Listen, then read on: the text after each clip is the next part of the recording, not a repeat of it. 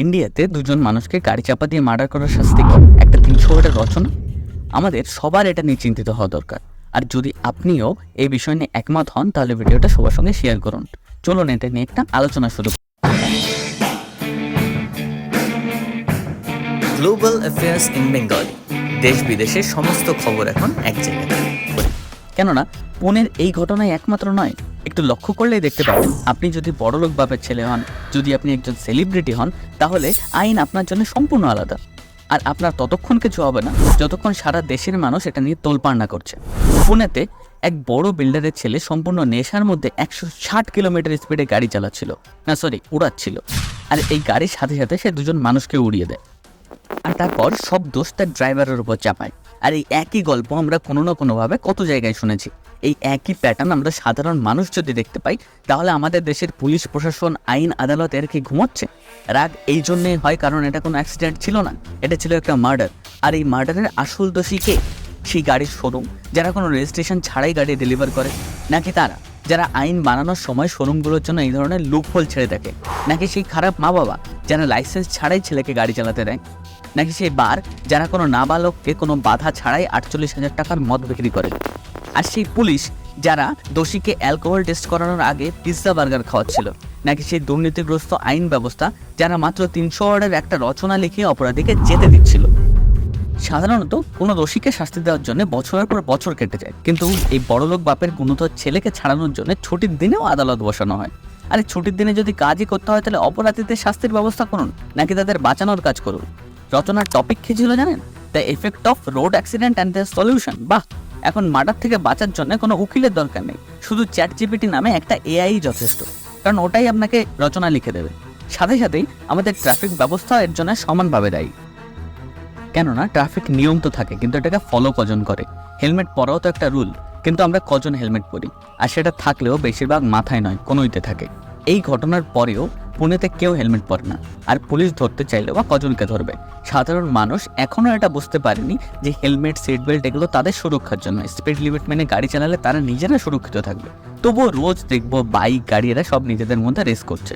আর police ধরলে ঘুষ, যার কাছে টাকা আছে তার কাছে সব নিয়মই অপশনাল। খারাপটা এখানেই লাগে, এই ঘটনার পরেও আমরা শুধরাবো না। ছাড়ুন, কিচ্ছু পাল্টাবে না যতক্ষণ না এই ঘটনার সকল দোষীরা শাস্তি না পাচ্ছে। এখানে পুনের সব বেআইনি পাপগুলোকে বুলডোজার দিয়ে ভাঙা হচ্ছে। তার আগে যখন জানতো যে এইগুলো বেআইনি তখন ভাঙেনি কেন? গাড়ির ডিলার বলছে যে টেম্পোরারি রেজিস্ট্রেশন করে গাড়ির মালিককে গাড়ি পৌঁছাতে হয় তার কাজ, তারপর বাকিটা দায়িত্ব মালিকের। এটা আইনত ঠিক, কিন্তু নীতিগত দিক থেকে কতটা ঠিক? আপনার কি মনে হয় এই নিয়মটা চেঞ্জ হওয়া প্রয়োজন? নিয়ম অনুযায়ী তো এক ব্যক্তিকে তার আইডি না দেখে মদ দেওয়াটাও বেআইনি, কিন্তু এর পরেও 17 বছরের বেদান্ত আগরওয়ালকে ও তার বন্ধুদেরকে 48,000 টাকার মদ খেতে দেওয়া হলো। ভাগ্যিস সিসিটিভি ফুটেজ ছিল, না হলে পুলিশের টেস্টে তো কোনো অ্যালকোহল ধরাই পড়েনি। মানে পুলিশ ও মেডিকেল এক্সামিনারদের উপরও প্রশ্নটাও ঠিক। প্রথম থেকে সবাই মিলে বেদান্তকে নির্দোষ প্রমাণ করার চেষ্টা করছে। আর সব থেকে ইম্পর্টেন্ট হলো তার মা বাবা। কি করে একজন নাবালককে গাড়ি দেয়? সে তো একদিনে গাড়ি চালানো শেখেনি। পুলিশের কাছে ধরা পড়ার পরেও সবাইকে শুধু ভুলভাল ম্যানিপুলেট করার চেষ্টা করেছে। এর থেকে যদি সবার সামনে ক্ষমা চেয়ে নিত, সত্যিটা লুকোনোর বদলে যদি দায়িত্ব নিত। কিন্তু আজও চেষ্টা চলেছে ড্রাইভারের উপর সব দোষ চাপানোর। যদি দোষ ড্রাইভারেরই হয় তাহলে প্রথম দিন কেন সামনে আনলো না? যারা এখানে উপস্থিত ছিল তারা কেউ ড্রাইভারকে কেন দেখতে পায়নি? সব থেকে বড় প্রশ্ন এটা যে এই ধরনের ঘটনা এত কমন কেন হয়ে গেছে? কি ভুল ছিল ওই দুই যুবক যুবতীর? আমরা সবাই এটা মেনেই নিয়েছি যে এদেশের কিচ্ছু হবে না। ভারতে পৃথিবীর 1% গাড়ি আছে, কিন্তু রোড অ্যাক্সিডেন্ট 10%।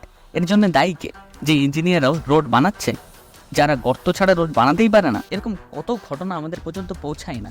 2021-এ গুজরাটে জ্যাগুয়ার এসইউভির সাথে ট্রাকের অ্যাক্সিডেন্ট হয়, 9 জন মারা যায়, আহত হয় 13 জন।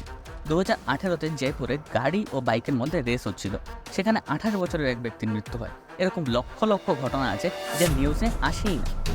পুনের এ ব্যাপারে মিডিয়া ভীষণ গুরুত্বপূর্ণ একটা দায়িত্ব পালন করেছে। সাংবাদিক শিব আরোর এই লোকাল নিউজকে ন্যাশনাল নিউজ বানিয়েছে, বারবার রিপোর্টিং করে। যদি ইন্টারনেটে এত বড় মাপের সমালোচনার ঝড় না উঠতো তাহলে সবাই ছাড়া পেয়ে যেত।